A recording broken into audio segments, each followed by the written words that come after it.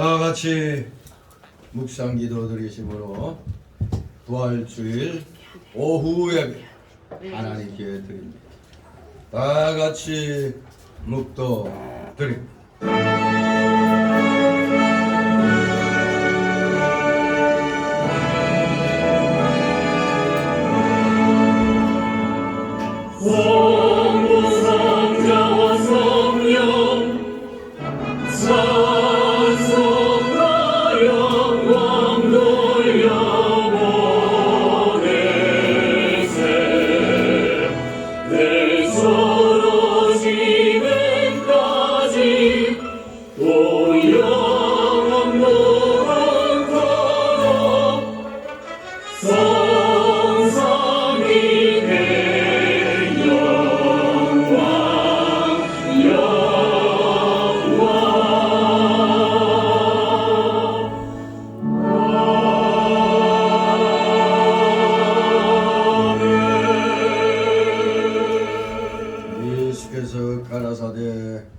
나는 부활이요 생명이니 나를 믿는 자는 죽어도 살겠고 살아서 믿는 자는 영원히 죽지 아니하리라.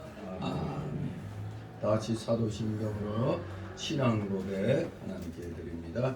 전능하사 천지를 만드신 하나님 아버지를 내가 믿사오며 그 외아들 우리 주 예수 그리스도를 믿사오니 이는 성령으로 잉태하사 동정녀 마리아에게 나시고 본디오 빌라도에게 고난을 받으사 십자가에 못 박혀 죽으시고 장사한 지 사흘 만에 죽은 자 가운데서 다시 살아나시며 하늘에 오르사 전능하신 하나님 우편에 앉아계시다가 저리로서 산 자와 죽은 자를 심판하러 오시리라.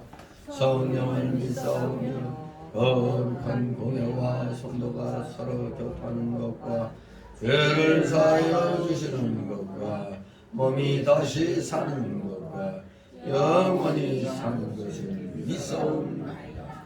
아멘. 다같이 찬송가 378장 들으신 후 이 시간을 위해서 세상자 집사님 기도 인도하십니다.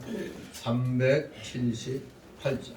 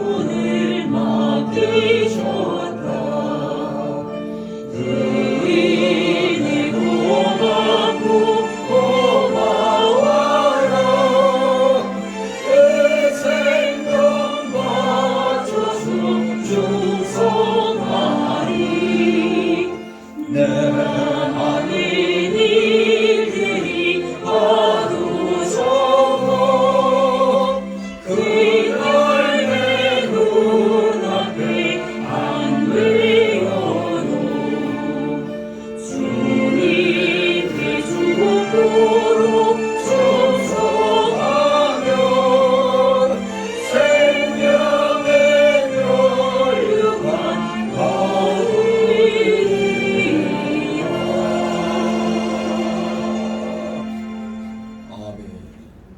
기도.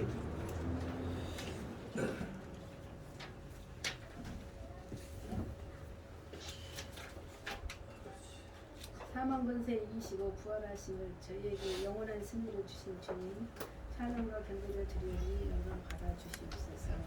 다시 사신 예수님, 기념하는 부활 주일을 맞이하여 생명 되신 예수 그리스도께서도 함께 하심을 믿고 주님들에 나왔습니다.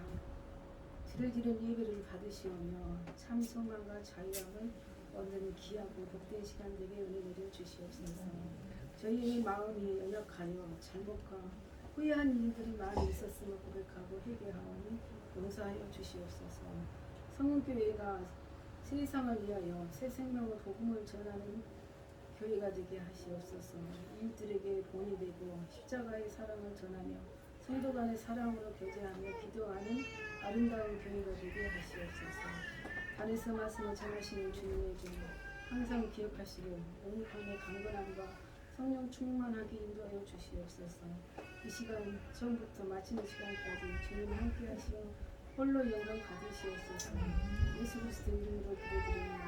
아멘.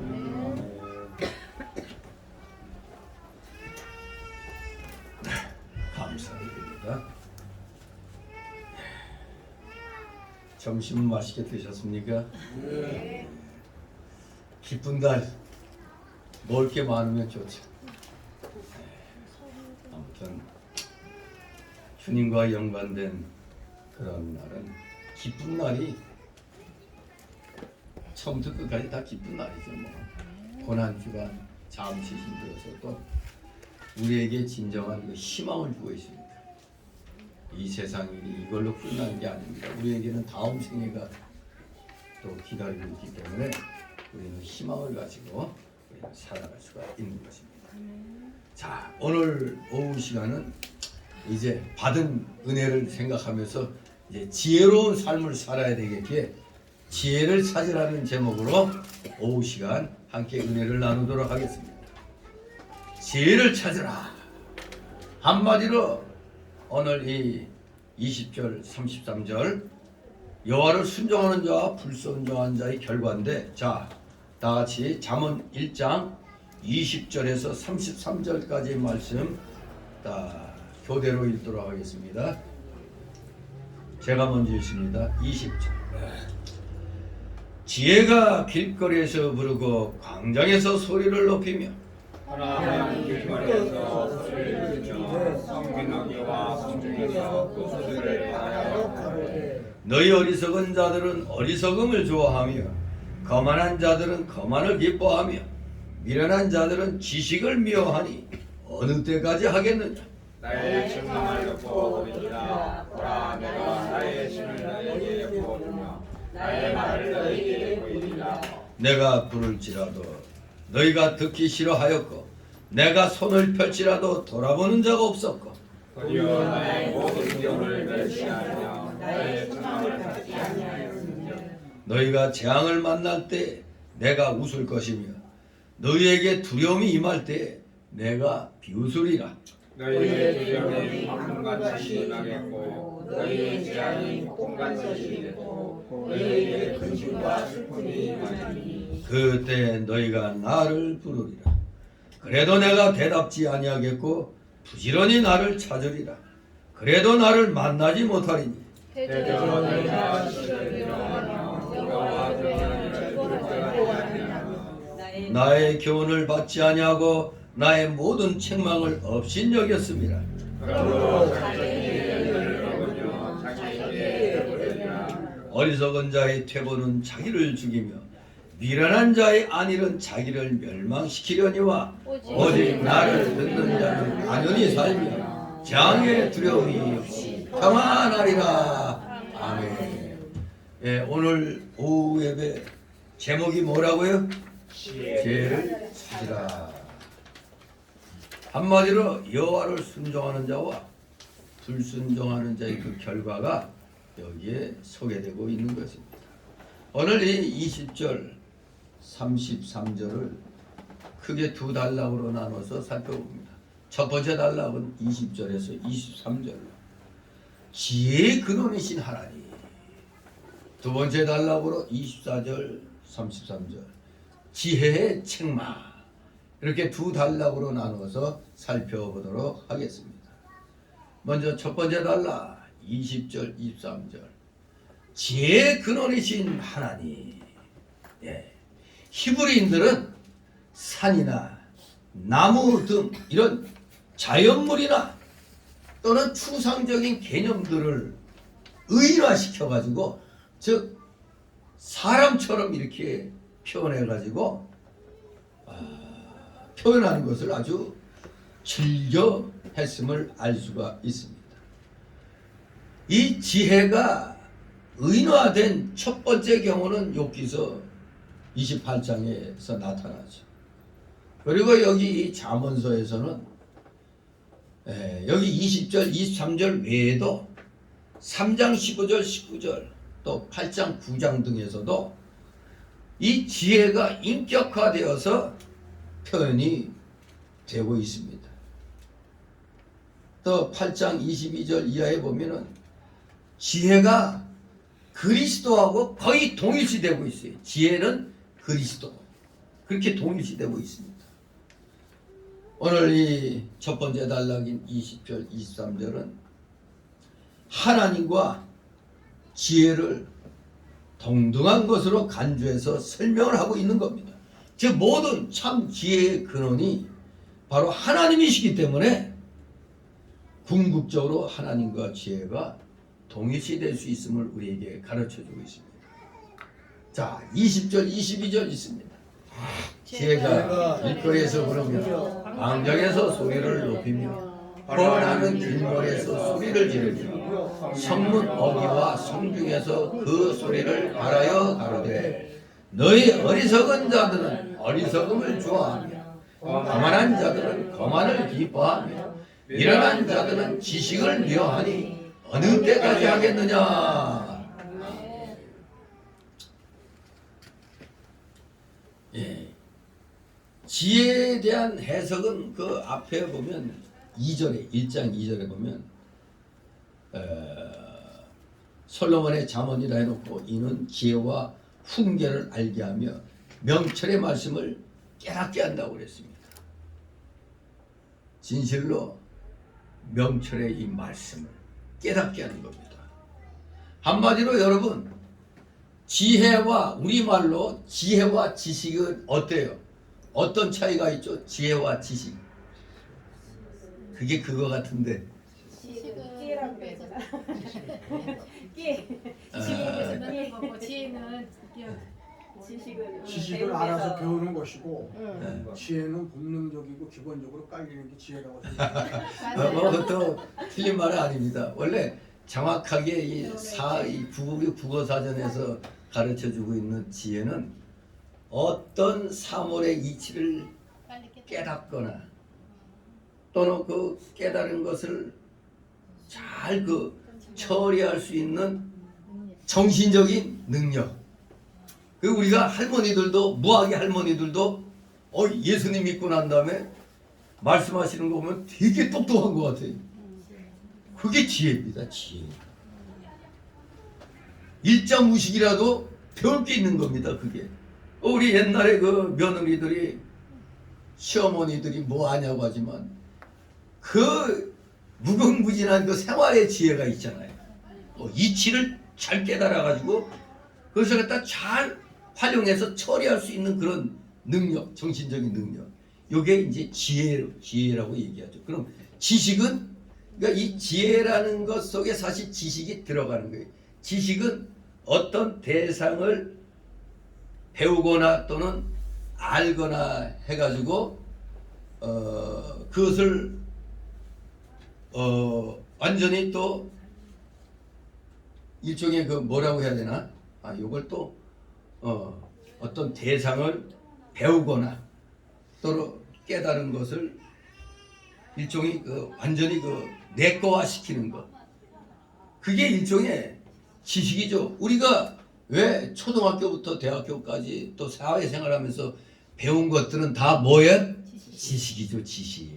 예. 지식입니다. 그런데 이런 지식을 잘 활용하는 게 지혜로운 것이죠. 그러니까 지혜 속에 지식이 수학적인 용어로 지식은 지혜에 포함된다. 이렇게 되는 거죠. 그러니까 이 지혜로우면은 더욱더 모든 지식을 더 잘 우리가 알 수가 있는 겁니다. 배우고 잘 깨달을 수가 있어요. 그러면 우리가 일을 시키다 보면 어떤 사람은 다 일 시키면 지혜롭게 잘하잖아요. 근데 어떤 사람은 그냥 이게 세워라 내워라 하면서 이게 도대체가 이게 능률이 안 오르는 거 볼 수 있죠. 지혜롭지 못한 자는 한마디로 무지하다고 볼 수 있는 겁니다. 아무튼 많이 배우고 알아가지고 그것을 완전히 내꺼화시키는 그런 역량, 그 역량이 바로 나의 지식이 되는 겁니다. 아무튼 오늘 이 지혜의 근원이 알고 봤더니 하나님이시라는 걸 우리에게 가르쳐주고 있습니다. 지혜가 부르는데 어디에서 부른다고요? 길거리에서 첫 번째는, 두 번째는 광장에서, 세 번째는 헌화하는 길머리에서, 네 번째는 성문 어귀에서, 다섯 번째는 성중에서 부르짖는다고 그랬습니다. 한마디로 지혜가 사방 각처에서 어리석은 자들을 향하여 돌아오라 그렇게 부르짖고 있다는 겁니다. 그러므로 어디서나 쉽게 지혜가 부르는 소리를 들을 수가 있고 느낄 수가 있는 것입니다.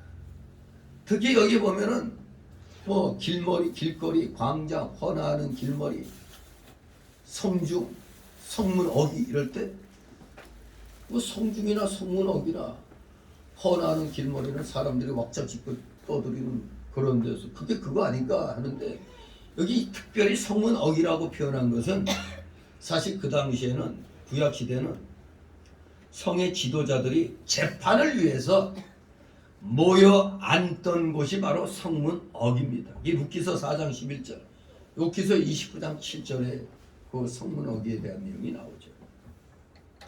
이렇게 지도자들이 재판을 위해서 앉던 곳이 성문 어귀입니다. 그리고 열왕기하 7장 11절에 보면 시장이 개설되던 게 성문 어귀입니다.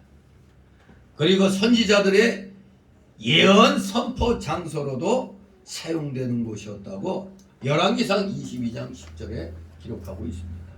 선지자들이 예언을 선포하던 장소, 또 일반 백성들이 시장을 개설하던 장소, 또 지도자들이 재판을 하던 그런 장소였다 이겁니다. 상당히 다양한 용도로 이 성문 어귀가 쓰임을 받고 있는 겁니다.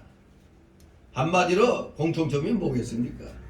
고대 근동에서 성읍 내의 중심적인 운집 장소, 그 중심적인 운집 장소가 바로 성문 어귀였던 것입니다. 그래서 여기에 성문 어귀에서도 부르짖는다고 표현하고 있는 겁니다. 오늘날에는 어떻게 우리를 부르고 계십니까? 성령으로. 성령께서 우리 심령을 감동시켜 참 지혜가 되신 예수 그리스도께로 돌아오라고 부르시고 있는 겁니다. 하여간 예수님 믿고 난 뒤부터는 뭔가 지혜로워지는 걸 느끼게 돼요. 전 그걸 해가지고 부지불식간에 깜짝 제가 놀랄 정도로 그걸 느끼게 돼요. 하나도 모르는 건데도 천천히 요 내용에 대해서 살피게 돼요. 그러면 그게 보이더라고요. 이 원리가 뭐예요? 원리가. 그게 바로 지혜 아닙니까? 아무리 백날 뜯었다 뭐 붙였다 해도 못 깨닫는데 막 이렇게 몇 번 하다 보니까 원리를 알게 되더라고요. 이게 바로 이치를 깨닫는 거예요. 그리고 그걸 빨리 또 처리할 수 있는 정신적인 능력, 그게 바로 지혜인 겁니다. 대신 우리가 배우고 익힌 것은 다 나의 지식이 되는 것이죠. 아무튼 오늘날 성령께서 우리 심령을 감동시켜서 참죄 되신 예수 그리스도께로 돌아오라고 지금 부르고 계십니다. 그러면서 우리의 양심이 또 있죠. 양심. 예수 믿기 전에 양심은 화인 맞은 양심이죠. 그러니까 안 믿는 사람들도 기본적인 양심은 아직 있거든요. 바로 양심이 안 믿는 사람들도 하나님의 그 일반 섭리에 의해서 요게 선한 일이고 악한 일이라는 걸 깨닫게 하잖아요. 그 양심이 있기 때문에. 바로 이 양심이 오늘날에도 하나님의 진리대로 돌아오라고 부르짖고 있는 것입니다. 안 믿는 사람들도 여전히 하나님의 형상으로 창조된 건 똑같은 거예요. 단지 택자나 불택자냐 그 차이인 것입니다. 그러나 불택자들에게도 하나님은 이 세상에서 살아갈 수 있도록 모든 여건을 다 허락해 놓았기 때문에 예수 안 믿고 살더라도 열심히 부지런히 세상 도덕 윤리에 맞게 살면 또 그런 대로 잘 먹고 잘 살게 돼 있는 겁니다. 우리 예수 믿는 사람들 머리에만 햇빛이 쨍쨍 잘 때 그늘이 싹 지고 이런 일은 없잖아요.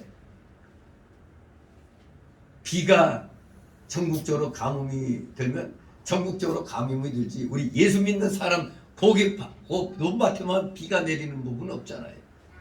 하나님의 일반 섭리는 모든 것이 합력하여 선이 이루어지게 지금 돌아가고 있는 겁니다. 일반 은총 속에서.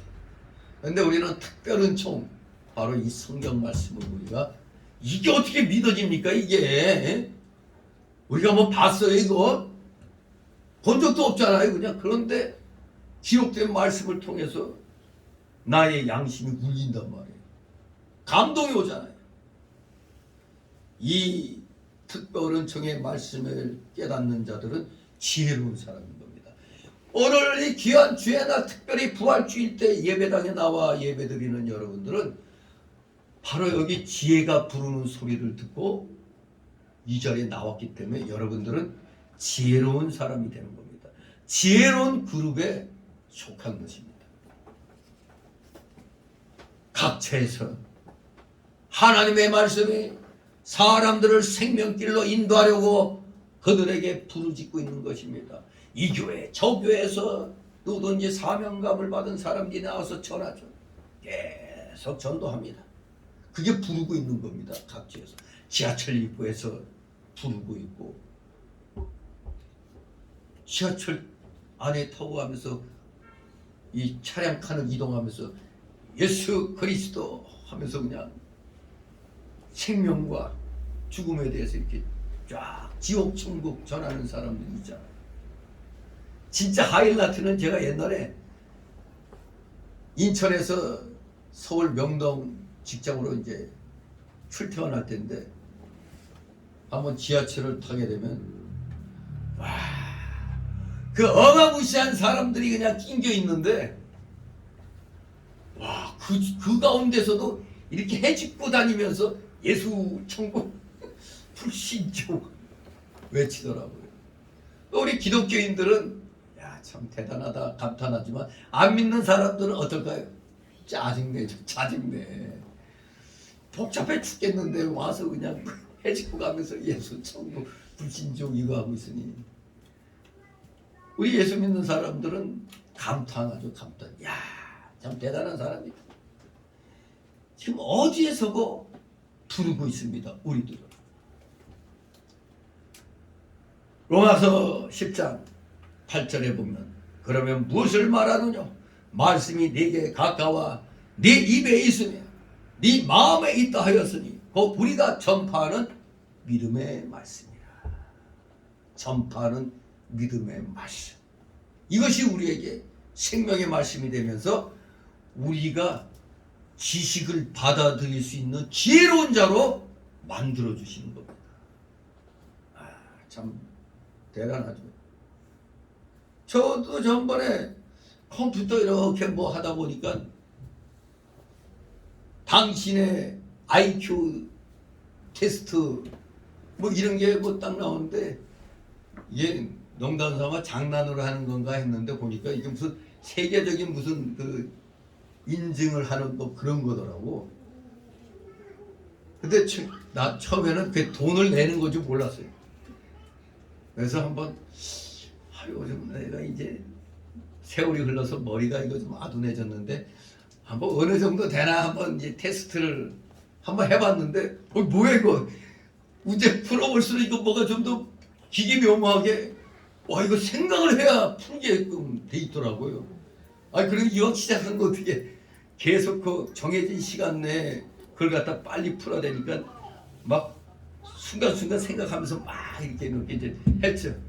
그러다 이제 마지막 문제까지 다 했어. 제한된 시간 안에. 그러면 몇 점 나왔나? IQ가 어떻게 나왔나? 하고 이렇게 봤더니 이건 뭐야? 돈을 내는 거지. 만 얼마인가 2만 원 가까이 내라는 거야.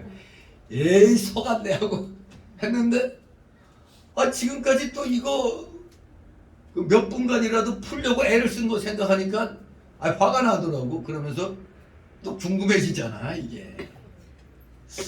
도대체 이게 그래서 그냥 컴퓨터 껐다가 며칠 지나서 이게 또 이메일로 뭐가 왔어. 결과가 나왔습니다. 뭐 이래.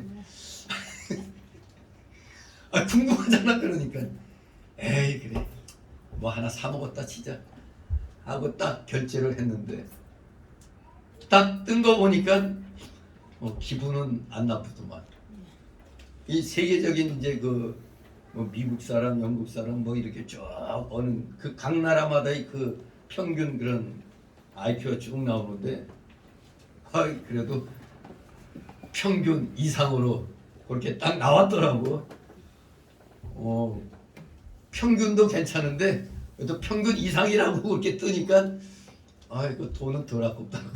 그게 가만히 생각하니까 예수 믿고 난 다음에 평균 이상이 된 것 같아. 평균치로 난 생각했는데 평범하게 생각했는데 그래도 항상 전에 그냥 군대 갔다 와서 이 시험 대학 입학 시험 보려고 이제 막 준비할 때 보면 문제 풀다가 안 풀어지는 복잡한 수학 문제가 있어요. 아무리 풀어도 집에서 안 풀어져. 그러면 메모지에다 적어가지고 친구 집에 놀러 가. 친구 집에 놀러 가서 테레비 보면서 이렇게 하다 보니까 이게 뭐야 이게 그냥 쑥 너무 쉽게 풀어지는 거야. 집에서는 1시간 이상 머리 싸매도 안 풀어지던 게 그냥 편안한 마음으로 테레비 보면서 했더니 이게 풀어져. 그리고 어떤 거 보면 쉽게 이해가 되고 막 그러는데 나중에 보면은 이제 예수님 믿고 난 다음에 뭔가 지혜가 생기는 것 같더라고요. 무역회사 다닐 때도 내가 일본어를 공부를 했나 또 그렇다고 영어를 좀 쓰기는 써도 말도 할 줄 모르고 그러는데 거기에서 생존하려니 어떻게 해야 돼? 영어도 해야 되고 일본어도 해야 되고 그러잖아. 일단 맡은 파트가 주로 이제 일본이다 보니까 이거 새삼스럽게 일본어를 해야 되는데 이거 어떻게 일단 일본어 학원 끊어서 한 달 배우다 보니까 이거 가지고 무슨 업무를 해. 도저히 무역 업무를 하려면 이거 몇 년을 배워도 될까 말까 하는 건데 안 되겠더라고요. 그래서 그냥 때려치고 그래도 이거 맡은 업무 이거 해야 되는데 히라카나나 가라가나 그런 거나 이제 좀 일본 알파벳 이런 거나 좀 익히고 난 다음에 이 고민이 되더라고. 이걸 알아야 되는데. 근데 하나님이 지혜를 탁 주시는 게 지금까지 그 파트에서 일본하고 주고받았던 그 팩스 문서가 있어요. 이렇게 그냥 쌓였는데 그거를 딱 펼쳐보면서 바로 이거다. 흉내내는 거. 사전 하나 딱 갖다 놓고 흉내내는 거. 그랬더니 그렇게 몇 년을 거기서 있으면서도 영어로만 했지 일본어로는 전혀 쓰지도 못하던 사람들이 이제는 나한테 그냥 한글로 써갖고 와서 이거 일본어로 좀 써서 보내달라고. 처음에는 무시하던 사람들이 이건 바로 그냥 내가 일본어로 그냥 막 써서 팩스 보내고 막 그러니까 이제 그래서 쫓겨나지 아니하고 이제 실력으로 이제 눌러붙게 되는 겁니다. 영어야 쓰라고 하니까 근데 이 사장이 테스트 딱 보니까 테스트하는 것 같은데 외국에서 들어온 편지 하나를 떡 갖다 주더니 이거 거절하는 답장 쓰라고 그러는데 거절하라고. 근데 이거 뭐 생전 뭐 영어 편지 써본 적이 있나? 그런데 이 거절하는 편지를 쓰라는 거는 거절할 땐 정중하게 거절을 해야 되거든. 야, 이거 숙제 하나 맡았는데 이거 고민되더라고. 이거 어떻게 답을 써야 되나? 거래를 갖다 우리는 이런 품목은 취급하지 않으니까 이걸 갖다 이제 할 수가 없다는 걸 이제 정중하게 표현을 해야 되는데 근데 팍 떠오르는 게 무역회관이 떠오르더라고요. 무역회관 뭘 다짜고짜 이제 달려가가지고 거기서 무역 업무하면서 여기 규합된 그런 이 영문 그런 편지들이 이렇게 모아놓은 책이 있었어. 딱 그걸 갖다 이제 와가지고 그걸 한 권을 또 샀죠. 그러면서 이제 이 나한테 준 이 편지의 내용과 비스무리한 거 그걸 이제 골라내는 거예요. 그걸 골라서 또 이제 독해는 그런 대로 했으니까 딱 보고 이게 같을 리가 없죠. 그러니까 여기에 대한 답은 요 문장을 응용하면 되겠다고 그거 딱 메모해 놓고 또 요 뒷부분 또 다른 데 보고 또 요 문장이 상당히 정중한데 또 그것도 베껴놓고 그래가지고 이제 딱 답장을 썼죠. 그래서 사장한테 이제 딱 들어가려고 그러는데 과장이라는 놈이 잠깐 좀 보자는 거예요. 그거. 남은 지금 며칠 고민하면서 비로소 썼는데 또 보더니 이거 이렇게 쓰는 게 아니라고 하면서 쭉쭉 긋는 거야 이거. 열받게.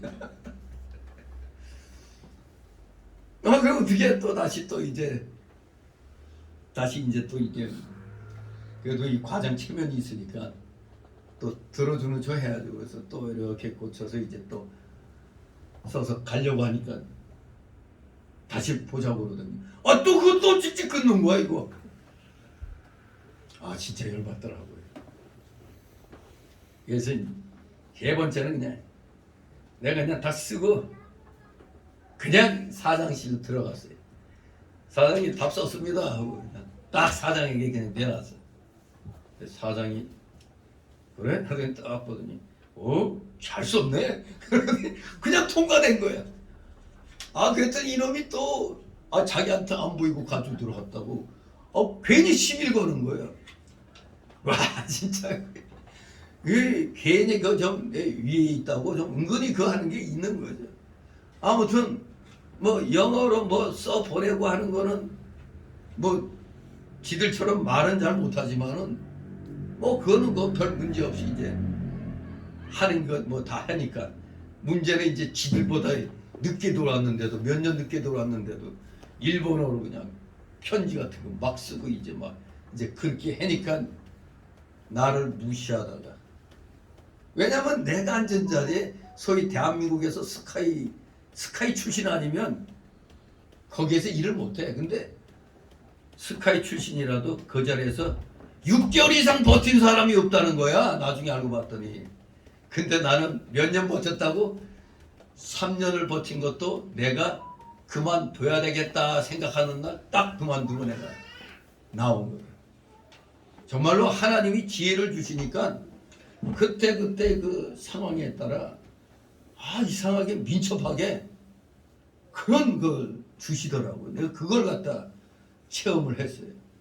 정말로 성경을 많이 사모하고 열심히 들으면 하나님이 분명히 지혜를 주시는 것 확실한 겁니다. 왜 나도 그냥 IQ 검사는 옛날 초등학교 때나 한번 해봤지 그게 안 해본 것 같은데 처음 그때 한다 해도 평균 정도밖에 안 되겠지 이렇게 생각했는데 하나님이 지혜를 주신 덕분에 그래도 평균 이상으로 이렇게 나오니까 지금까지 그래도 지혜롭게 했더니 그때 그 부장이 어느 날 그러더라고요. 미스터 벤은 이해가 안 된대. 왜? 어떤 때는 뒤에 처져 있는 것 같은데 어떤 때는 저 앞에 가 있다고. 이거 잘 이해가 안 된다는 거예요. 근데 예수 믿는 사람을 안 믿는 사람들이 알겠어요. 하나님이 주시는 지혜로 하는 겁니다. 진실로 이 전파하는 이 믿음의 말씀으로 우리가 지혜롭게 되는 겁니다. 정말 지혜로워져요. 하나님 말씀을 알면 할수록 지혜롭게 되고 어떤 것을 파악하고 처리하는데 이해가 빨라집니다. 그러므로 누구든지 어디서든지 회개하고 바로 설 수가 있는 것이고 각처에서 옳은 것을 찾고 행할 수가 있는 겁니다. 예수 믿고 올바른 진리의 길에 서 있으면은 그게 제가 이 세상을 바라보는 시각도 처음에 우리 동로에 있을 때 목회자들하고 이 세상의 흐름에 대해서 볼 때 다 나하고 반대편에 서 있었어요. 다 반대편에. 그런데 시간이 흐르니까 내가 말한 대로 다 돌아갔거든요. 그때부터 나한테 물어봐요. 이거 앞으로 어떻게 될 것 같냐? 이거 어떻게 생각하느냐? 이선 목사도 나한테 어떻게 생각하냐고 이제 물어봐요. 아무도 내가 말한 것이 별반 틀린 것 없고 또 말씀을 또 이 전할 때는 내가 임팩트 강하게 그냥 그 5분이면 5분, 10분이면 10분 내에 또 그냥 내가 뭐 1시간 그렇게 하지 않고 목회자들 그거 할 때는 딱 정해진 시간 5분이면 5분, 10분이면 10분, 15분, 15분 이걸 임팩트 있게 선포하기 때문에 그래도 매우 인기 있는 목사로 그래도 알려져 있는 겁니다. 왜? 하나님이 지혜를 주시니까. 정통 보수 교리를 밑바탕으로 해서 하니까 지혜가 생기는 거예요. 그러니까 다른 목사들이 못 보는 게 보이는 겁니다.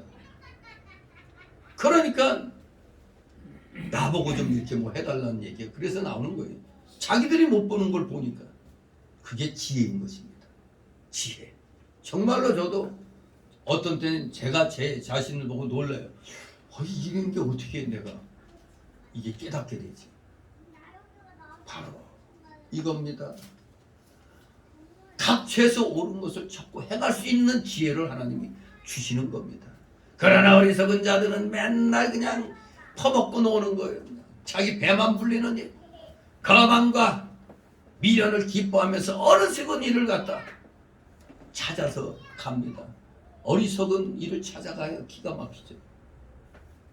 이 지혜가 부르는 것으로 돌아오는 게 아니고 생명이 사는 지식을 도리어 미워하는 겁니다. 지금 세상에 그렇게 해갖고 되냐고 말이에요. 예수님이 분명히 마태복음 7장에 7절 8절 이하에 뭐라고 그랬어요? 좁은 길로 들어가라고 그랬죠. 넓은 길은 열망의 길이라고 그랬잖아요. 그런데 대부분 사람들은 목회자들부터가 넓고 편한 길 찾아가려고 그러지 좁은 길 안 갑니다.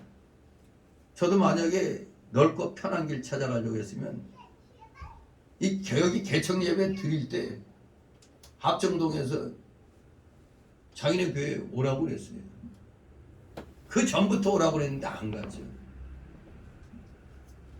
지금 이 개척 예배 드리고 있다고 그러니까 그럼 그 강대상 그대로 다 들고 나오라고 이렇게까지 얘기했어요. 안 갔어요. 나는 마웨이 남이 다 해놓은 거 가면 월급 착착 잘 나오고 뭐 대우받고 좋죠 뭐. 그러나 근데 거기 안 맞기 때문에 적성이 맞지 않기 때문에 안 가는 겁니다. 진실로 하나님이 지혜를 주시니까 하여간에 뭔가 나는 뭐 그렇게 앞에 안 나서는데 주위에서 이렇게 자꾸 세워주니까 이번에 우리 신솔로의 대한노예라고 이제 저기 이제 노예기하고 이제 그 휘장을 와서 내가 어제 살펴봤는데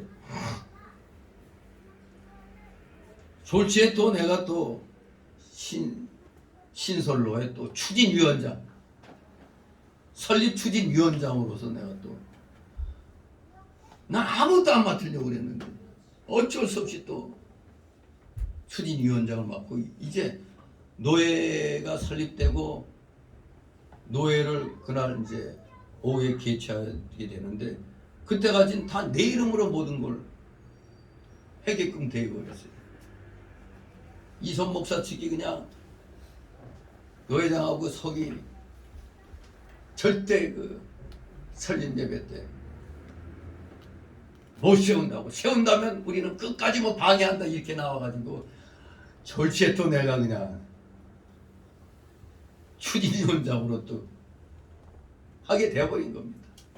총회에서 그날 이제 나오거든요. 총회에서 딱 이제 또 주관하고 뭐 이렇게 하니까 노예가 설립된 건 총회에 있어서는 경사스러운 날이죠. 새로운 노예가 하나 쓰는 거니까. 아무튼 가만히 조용히 나는 세상 말로 짱 박혀가지고 난 가만히 있으려고 그러는데 아이 자꾸 불러내고 신설로에 뭐 노회장을 해라는 등 아니면 하다못해 부노회장 자리라도 지켜달라는 거. 나는 아무것도 안 맡으니까 나한테는 얘기하지 말고 이렇게 이제 딱 끊어놨는데 정말로 하나님이 주시는 지혜는 이 세상 살아가는데 여러 가지로 자꾸 사람을 이렇게 하나님의 지혜가 이렇게 세워져요. 나는 자꾸 그냥 뒤로 물러나려고 하는데 하나님의 지혜가 자꾸 사람들에게 드러나게 해 주시는 겁니다. 지혜가 있으니까 지혜가 생기니까 지식이 막 생기는 것 같아. 세상에 이런 어떤 돌아가는 거에 대한 그 지식이 하나를 딱 보면 이게 다른 게 또 보여. 전에 인터넷 찾는데 세상에 뭐 하나를 찾았더니 뭐 그냥 그 뒤에 내용들이 또 계속 달려가지고 찾아지는 거예요. 하다못해 만주국 시절에 그때 박정희 대통령이 그때 만주국 그 장교였잖아요. 포병 장교. 그때 박정희가 우리 그 임시정부에 보내는 글 뭐 할 때 우리가 일어나서 그 같이 공격한다 뭐 이런 내용이었어요. 그게 하다 보니까 인터넷에서 뒤져져. 그리고 또 어느 날 보니까 DJ가 감방에서 전두환한테 읍소하는 편지를 쓴 게 또 그게 또 인터넷에서 또 발견을 했어. 근데 나중에 보니까 그게 여기저기 또 누가 또 찾아서 띄워놨더라고요.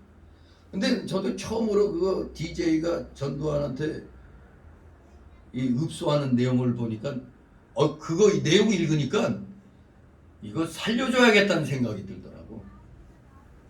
아주 절절하게 썼어. 두 번 다시 내가 정치하지 않겠다고. 그렇게 쓴 내용을 보니까 아니 근데 별의별 게 이상하게 다 찾아지는 거야. 그럼 목사님들하고 얘기할 때 내가 도대체 그거 다 어디서 찾았냐고. 뭐 유튜브에도 안 나오는 그런 것도 많죠. 뭐 유튜브 하는 사람이 그거 다 알 리가 없지. 그냥 이상하게 제주 4.3 그거 역시 또 망한 구소련의 KGB 문서까지 거기에서도 또 내가 또 이렇게 누가 또 그걸 찾아낸 걸 또 내가 또 찾았는데 거기에 분명한 공산 폭동이라고 KGB 문서에 그렇게 나와 있단 말이에요. 그러느냐 아니나 다를까 김대중 대통령 했을 때도 CNN 기자회견할 때 아예 이 신문에 크게 4.3은 공산 폭동이다 김대중이 직접 얘기했어요. 다만 이제 그 민간 희생자들에 대한 그 얘기가 이제 보상해야 된다는 이제 그 얘기가 나온 것이지. 분명히 공산 폭동 그런데 오늘 이 얼빠진 목사들이나 이 대한민국 국민들 봐봐요. 지금 정치인들 봐봐요. 4.3을 무슨 놈이 기념을 한다고 대통령이 안 갔다고 그걸 물고 늘어지잖아요. 03 폭동을 갖다 무슨 국가기념일처럼 수호의 날에는 코 뺑기고 그냥 안 보이던 놈들이 정말로 어떠한 지식을 하나님이 습득하게 되는데 꼬리에 꼬리를 물고 이게 알게 해주시는 거예요. 바로 그렇게 하는 게 지혜란 말이야. 하나님이 지혜를 주시니까 지식이 그냥 꼬리를 물고 이렇게 그냥 막 등장을 하는 겁니다. 우리 모두 지혜가 부르는 곳에 그냥 순종해서 들어오면은 지식은 쌓이게 돼 있는 겁니다. 그런데 어리석은 자들은 지혜를 무시하죠. 그러니 지식이 뭐 들어올 리가 있어요?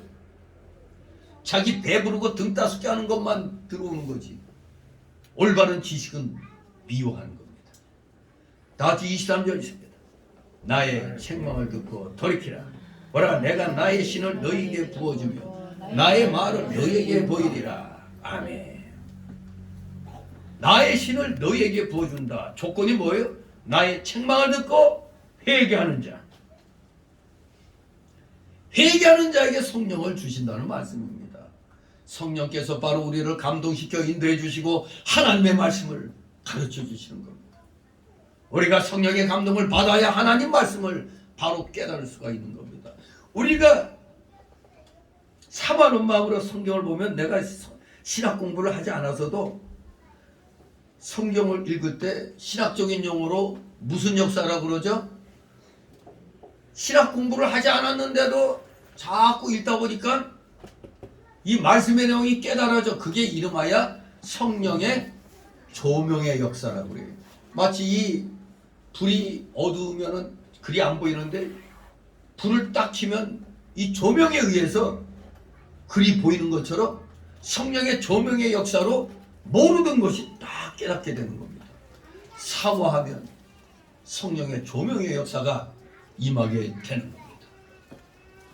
그래서 우리가 성령의 감동을 받아야만 하나님 말씀을 바로 깨달을 수 있다는 사실을 명심하시기 바랍니다. 바로 이 모든 것의 근원이 누구라고요? 하나님이신 겁니다. 하나님이 주시니까 모든 것을 우리가 해나갈 수가 있는 겁니다. 두 번째 단락으로 24절 33절 지혜의 책망입니다. 지혜의 책망. 22절 23절에서는 권고와 초대의 약속이 주어져 있었지만 여기 24절 이하 9절들에서는 이제 그 내용이 돌변해 가지고 징책과 심판이 선포되고 있는 겁니다. 앞에까지는 막 겉면이 이렇게 초대가 나왔는데 이제 여기서부터는 내용이 바뀌어버립니다. 징책과 심판이 선포됩니다. 그래서 24절과 25절은 바로 26절, 27절의 원인에 해당되는 겁니다. 왜 24절, 25절에 이런 책망이 있었느냐 했더니 바로 그 원인은 바로 24절, 25절에 의한 것이었다 이겁니다. 이와 유사한 문장 구조는 이사야 66장 4절과 예레미야 7장 13절에서 찾아볼 수가 있는 겁니다. 24절, 26절 있습니다. 내가 부를지라도 너희가 듣기 싫어하겠고 내가 손을 펼치라도 돌아보는 자가 없었고 도리어 나의 모든 교훈을 멸시하며 나의 책망을 듣지 아니하였은즉 너희가 재앙을 만날 때에 내가 웃을 것이며 너희에게 두려움이 임할 때에 내가 비웃으리라. 아멘. 바로 이 24절 이하부터는 지혜는 곧 하나님이시라는 것을 설명하고 있습니다. 거의 지혜는 그리스도다, 지혜는 하나님이다 이렇게 동일시하는 것을 보게 됩니다. 바로 지혜가 불러도 듣기 싫어하고 책망과 징계를 받고도 돌이키지 않고 제 고집대로 나가면 뭐를 만난다고? 반드시 재앙을 만난다는 겁니다. 지혜가 부른다는 말은 누가 불러요? 그리스도께서 지금 하나님이 부르시는데도 듣기 싫어요. 책망과 징계를 받고도 안 돌이킵니다. 제 고집대로 나가는 겁니다. 그러니까 재앙을 만날 때 하나님이 어떻게 한다고? 내가 웃는다고 그랬습니다. 너희가 재앙을 만날 때 내가 웃을 것이며, 하나님께서는 우리 인생과 달라서 아무리 흉악한 죄인이라도 전심으로 회개하고 용서를 비는 자에게는 긍휼을 베풀시는 데 있어 인색하지 않으신 분임을 에스겔서 33장 11절에서 말씀하고 있습니다. 그러나 하나님의 말씀을 멸시하고 교만하여 하나님을 대적하며 자신의 처지를 겸손히 헤아리지 못하는 자가 멸망을 당할 때는 그대로 방관하시고 보신다 했습니다. 그냥 방관하시는 정도가 아니라 어땠다고? 웃으신다는 겁니다. 자식들, 내 말 안 듣더니 꼴좋구나. 웃으신다는 겁니다. 성경에서 하나님은 인간과 같이 희로애락을 지니시며 또한 그것에 의해 좌우되시는 분같이 묘사된 예가 많습니다만, 그와 같이 묘사된 하나님의 희로애락은 창조주로서의 피조물에 대한 사랑과 관심의 표현이라는 점에서 단순한 우리 인간적인 정서와는 구별이 된다는 것을 기억하시기 바랍니다. 분명히 재고집대라면 재앙을 만납니다. 그 재앙과 두려움을 만날 때 지혜를 멸시한 것을 비로소 후회하게 될 것입니다. 하지만 그때는 때는 늦으리. 이미 때가 늦습니다. 아니, 재앙을 만나기 전에 회개해야지. 만나고 난 다음에 회개하면 소용없잖아요. 끝나는 겁니다. 그럴 때 지혜가, 즉 하나님이 그때 가서는 방관하시면서 비웃으시는 거죠. 내가 말할 때 안 듣더니 그 꼴이 뭐냐? 비웃으시는 겁니다. 다 같이 27절 30절 있습니다. 너희의 두려움이 방금같이 임하겠고 너희의 재앙이 폭풍같이 이르겠고 너희에게 근심과 슬픔이 임하리니 그때 너희가 나를 부르리라. 그래도 내가 대답지 아니하겠고 부지런히 나를 찾으리라. 그래도 나를 만나지 못하리니 대저 너희가 지식을 미워하며 여호와 경외하기를 즐거워하지 아니하며 나의 교훈을 받지 아니하고 나의 모든 책망을 업신여겼습니다. 아멘. 지혜를 멸시하고 여호와 경외하기를 즐거워하지 아니하고 지혜의 교훈을 받지 않고 책망을 업신여긴 사람에게는 무엇이 온다고? 두려움이 광풍같이 임하겠고 재앙이 폭풍같이 임하겠다고 말씀했습니다. 이 광풍과 폭풍은 순식간에 엄청난 파괴를 몰고 옵니다. 이 27절 말씀은 미련하고 거만한 자에게 하나님의 크고 두려운 심판이 이미 정해져 있다는 사실을 분명하게 강력하게 암시해주고 있습니다. 아담 위의 모든 사람은 죽음이라는 멸망의 운명을 타고납니다. 더구나 하나님을 대적하고 스스로의 힘을 과신하며 스스로의 업적에 연연해 하는 자의 말로는 더욱 확실하게 멸망이 예비되어 있는 겁니다. 지금 멸망이 예비되어 있는 가운데 얼마나 많습니까? 이북에도 많고 우리나라의 현실에도 널려 있잖아요.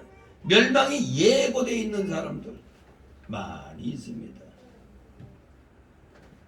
성경은 진정한 의미에서의 허물을 가르치고 있죠.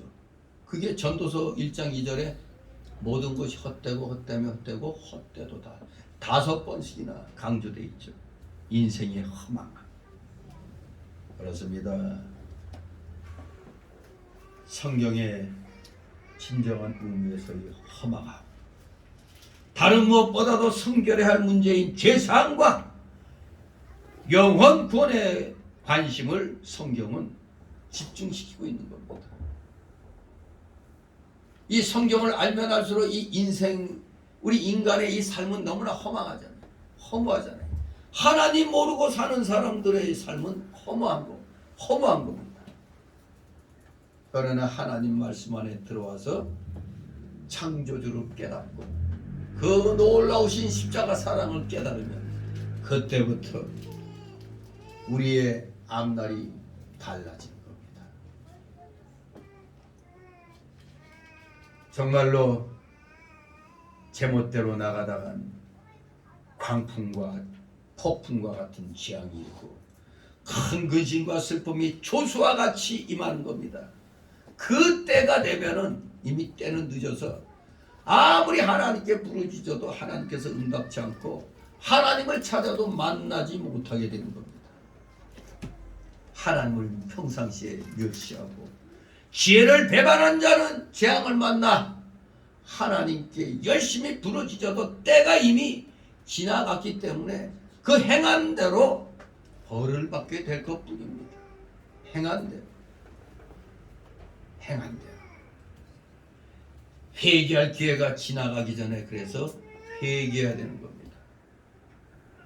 회개할 기회가 지나가기 전에 회개해야 돼요. 지금 장로라는 타이틀 가지고 있는 정치인들이 여러 명인데 아주 사악한 놈들이 왜 이렇게 많아, 장로들이. 신세질 때는 언제고 이제는 기득권 빼앗길까봐 광화문 세력을 멀리하려고 하고, 요걸 좌파 언론들이 또 잽싸게 부추기죠. 북한의 지령대로 나가요. 지금 북한의 지령 중에 이미 박근혜 탄핵은 이미 끝난 거고 이제 윤석열 대통령에 대한 탄핵이 또 고당 타켓이에요. 지금 신기한 일이 지금 저놈들의 그 북한의 지령대로 할 것 같으면 5월 이후부터는 아주 이 문노총, 정교조 이놈들 엄청나게 시끄러울 겁니다. 그것을 광화문 세력의 지도자 역할하는 정광훈 목사는 이미 알고 정신 차리라고 그렇게 욕을 해가면서 했는데도 이 정신 나간 놈들은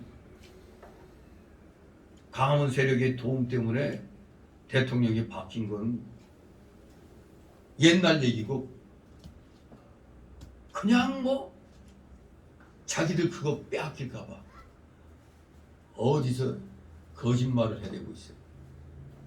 나쁜 놈들이에요 이게. 여러분 정광훈 목사 그 사람 대단한 사람입니다. 뭐 욕하고 뭐 어쩌고저쩌고 걸러 비난하는데 하나만 보지 말아야지. 전체적인 그 왜 그런 말이 나왔는가를 알아야 되는데 그거는 안 보고 그거만 딱 끊어가지고 이제 욕하는데 그 양반한테 도움을 요청하라고 간 사람들은 어떤 사람도 빈손으로 간 사람이 거의 없어요. 지금 맹렬하게 전 목사를 공격하는 사람들 대부분이 최하 1, 2천만 원씩 받았어. 다 열심히 하라고. 그러니까 오죽하면 전 목사를 반대하는 측으로 돌아선 측에서 막 전 목사 공격하는 목사나 이런 사람들에게 공격하려면 그때 받은 돈부터 다 돌려주고 하라고 그러잖아. 근데 그 돈은 돌려주기 싫은 모양이지. 정말로 오늘날 너무나 이 엉터리 같은 인간들이 너무나 많이 있습니다. 은혜를 받은 걸 지금 원수로 갖고 있어요. 저 국진당인가 뭔가 저것들은. 황교안이 이 사람 회계 철저해야 돼.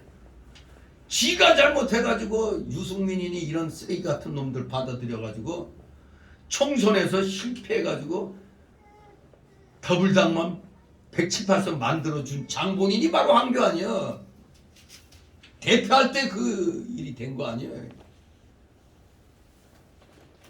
전 목사 말 안 듣고 그냥 자기 멋대로 하고 나서 이제는 정광훈이가 자리를 몇십 적을 요구했다는 또 이런 걸로 공격하고 있지.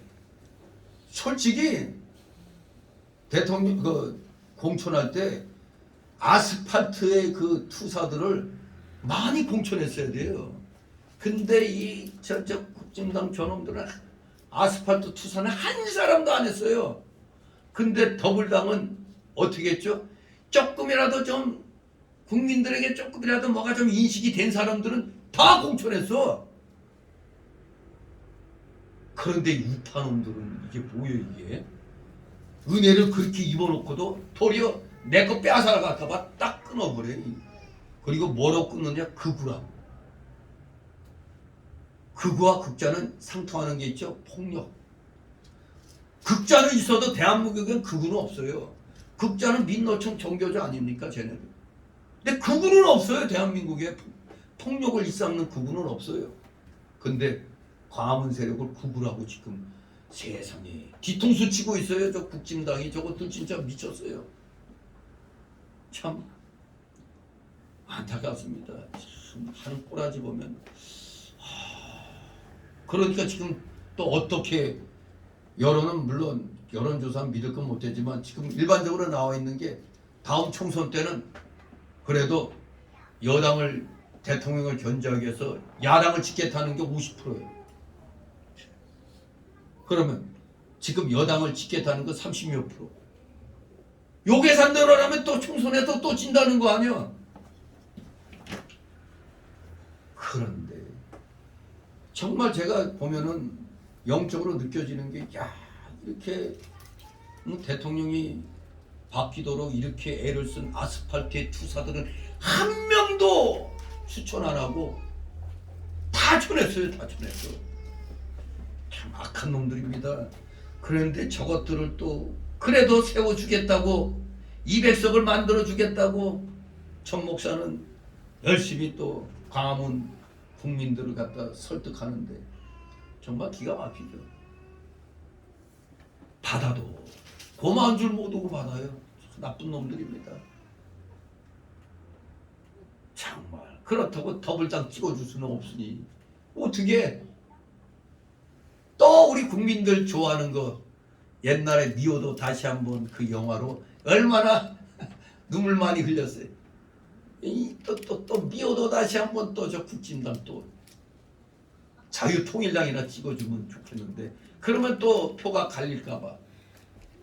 그래서 나 그냥 국힘당 당원으로 책임당원으로 다 들어가게 했는데 이 미친놈들이 홍신지 황신지 이 병신 같은 것들이 정광훈 목사 추천으로 들어온 사람들 다 쫓아내라고 이런 식으로 나오고 있어요. 여러분 우리 대한민국에 중도 세력 있는 것 같죠? 없어요. 중도는 없습니다. 근데 중도 세력을 품겠다고 우리 우파 국민들을 쳐내고 있어요. 저런 쓰레기 같은 놈들이 있나요? 지혜가 없어도 너무 없어요. 기가 막히죠.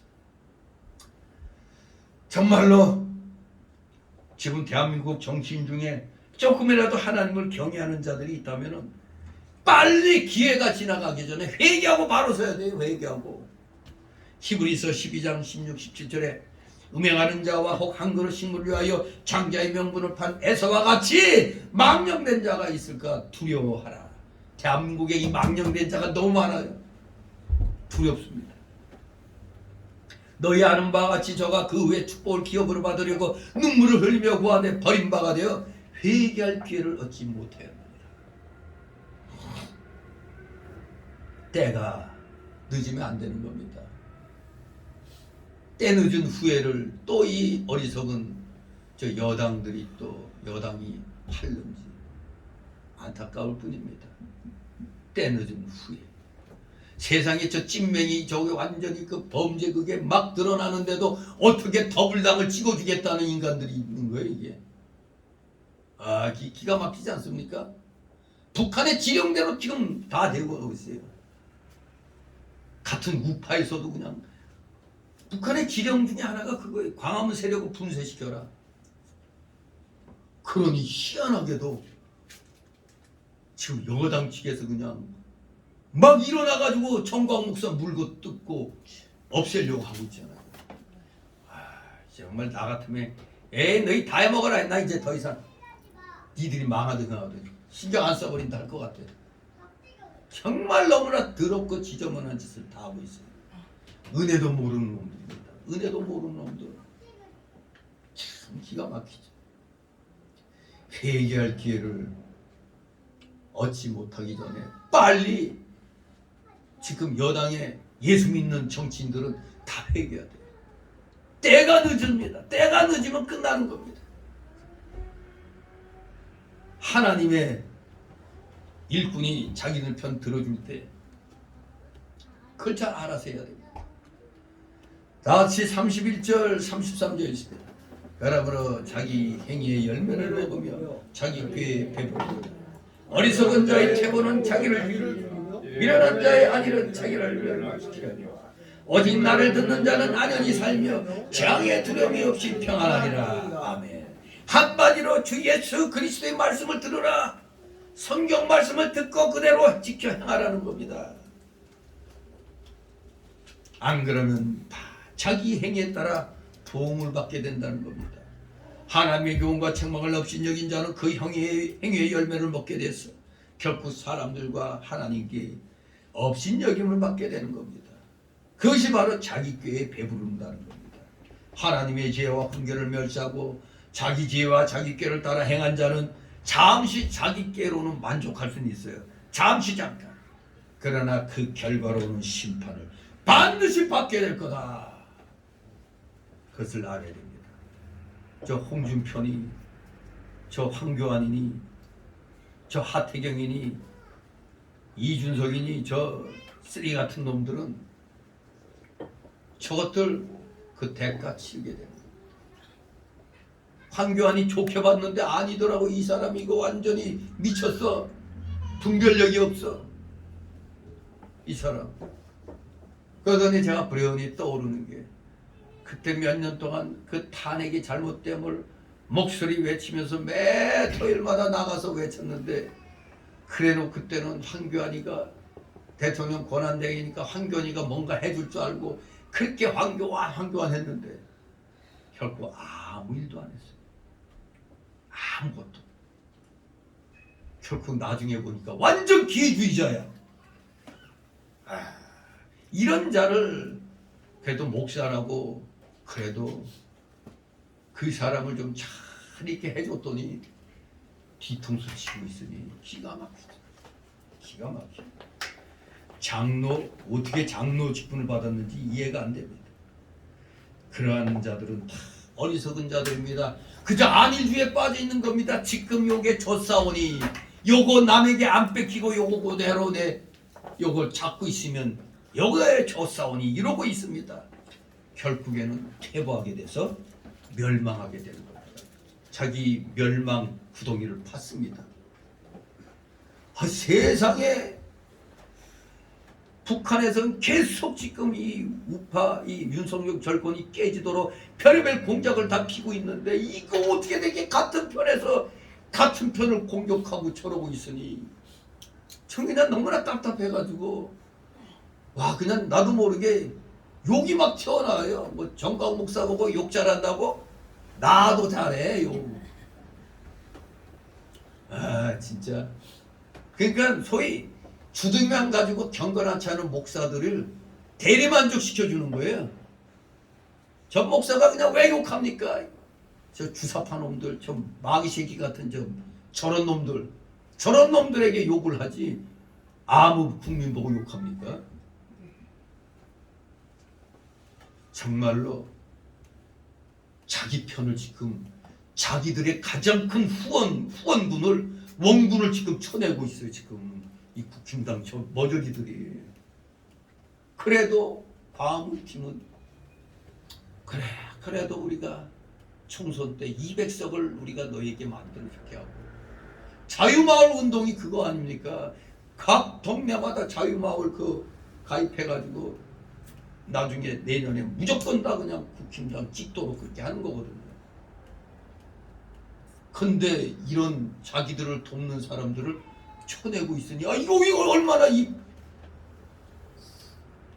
진짜 답답한 겁니다. 나를 도와주려고 하는 사람을 도리어 공격하고 쳐내고 있어요. 이게 제정신입니까 이게?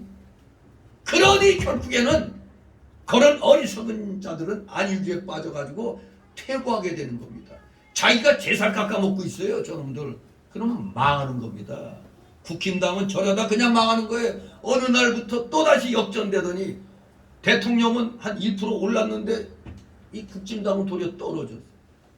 생각해봐요. 저 찐맹이가 있는 저 당이 왜 어떻게 올라갈 게 없잖아요. 근데 어떻게 그게 더 10몇 프로가 더 올라가? 이게 말이 안 되잖아요. 뭔가 지금 이 여론 조작, 언론을 통한 여론 조작이 지금 대한민국을 지금 완전히 빨갛게 물들고 있어요. 두려워해야 됩니다. 이게 다 하나님을 멀리한 결과입니다. 그저 눈앞에 있는 것만 찾아 먹으려고 하다가 이런 꼴이 나는 겁니다. 하나님은 우리 기독교인들에게 책임을 물으시는 겁니다. 나중에 된통 최악의 상황을 당하는 자는 기독교인이 당하는 겁니다. 모든 책임 기독교인에게 돌리는 거예요. 정신 차려야 됩니다. 그래서 우리는 어떠한 상황에서든지 지혜의 말씀, 하나님의 말씀을 듣는 그 즉시 행동에 옮겨야 돼요. 근데 듣지 아니하고 옆으로 흘리면서 내 생각에는 이런 식으로 나가는 자들은 계속 멸망으로 들어가는 겁니다. 그러나 조금이라도 깨닫고 이래서는 안 되겠다, 말씀대로 행하자 하는 자들은 하나님이 약속한 안연한 삶을 살게 되는 겁니다. 그리고 재앙과 두려움이 임하지 않고 참된 평안을 누리게 되는 것입니다. 분명히 알아야 됩니다. 우리 성도들은 안일주의에 빠지면 안 됩니다. 안일주의에 빠지면은 뭐 이 정도면 됐지, 뭐 나만 잘 먹고 잘 살면 됐지, 이런 안일주의에 빠지면 내 살 깎아먹게 돼서 나는 죽어가는 겁니다. 퇴보하게 되고 멸망하게 되는 겁니다. 그러나 그리스도 안에서 하나님의 말씀을 따라가면 하나님께 복을 받아 재앙과 두려움이 없게 되는 겁니다. 무슨 일을 당하든지 우리는 안연히 살게 되는 겁니다. 여러분, 어느 길 택할까요? 가만히 앉아있다가 퇴보하여 멸망의 길을 가겠습니까? 말씀대로 힘들지만 행하며 나가면서 하나님이 주시는 안녕과 평안의 삶을 누리겠습니까? 둘 중에 하나입니다.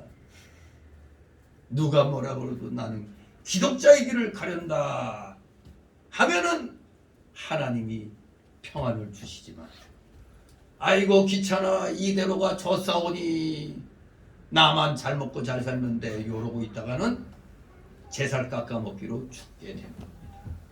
정신 똑바로 차려서 우리 기독교인들은 날마다 지혜를 찾기 바랍니다. 날마다 하나님을 찾아 나가시기 바랍니다.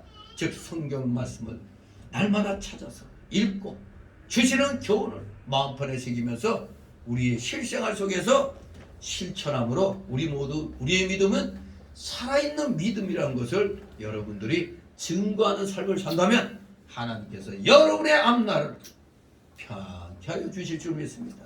진실로 평안한 삶을, 하나님이 주시는 평강을 누리는 삶을 사는 여러분 되시기를 주님의 이름으로 축원합니다. 기도합니다. 거룩하신 하나님 아버지, 은혜를 감사드립니다.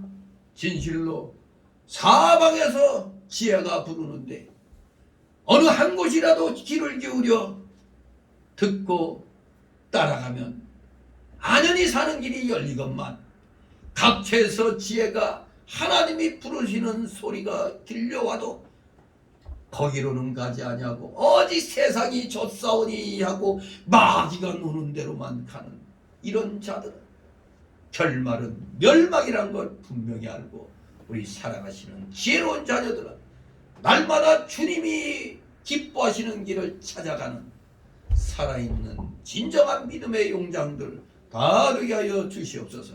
감사드리며 예수 그리스도의 이름으로 기도드리옵나이다. 아멘. 같이 찬송가 514장 찬송입니다.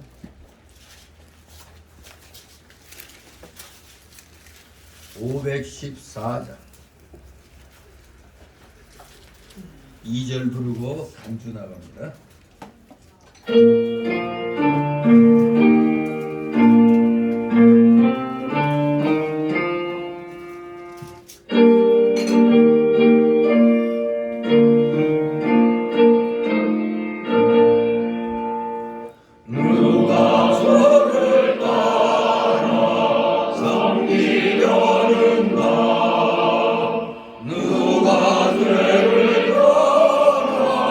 주만 나를 가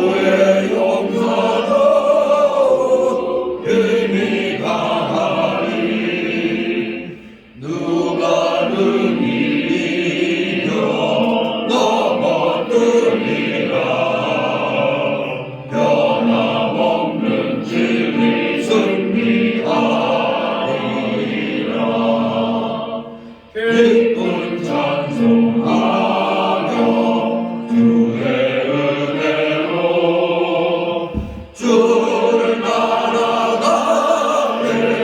주만 따르네. 아멘. 주기도문으로 마칩니다. 하늘에 계신 아버지, 이름이 거룩함을 받으시오며 나라의 마옵시며 뜻이 하늘에서 이룬 것 같이 땅에서도 이루어지이다. 오늘 우리에게 행할 양식을 주옵시고 우리가 우리에게 죄 준 자를 사해 준 것 같이 우리에게 사여 주옵시고 우리를 시험에 들게 하지 마옵시고 다만 악에서 구하옵소서. 내겐 나라와 권세와 영광이 아버지께 영원히 있사옵나이다. 아멘.